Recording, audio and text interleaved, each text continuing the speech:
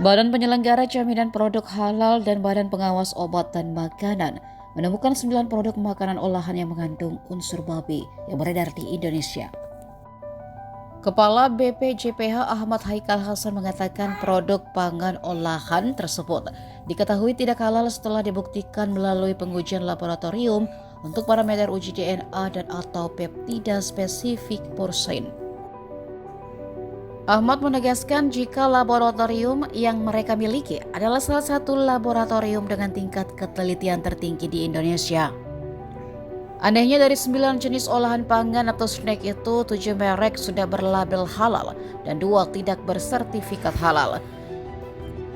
BPJPH pun bakal memberikan sanksi kepada produsen. Kemudian untuk produk yang bersertifikat halal, BPJPH akan memberikan sanksi penarikan dari peredaran.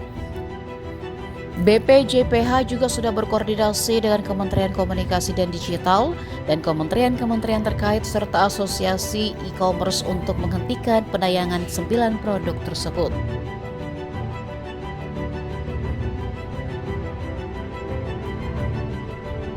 Download Tribun X sekarang, menghadirkan lokal menjadi Indonesia.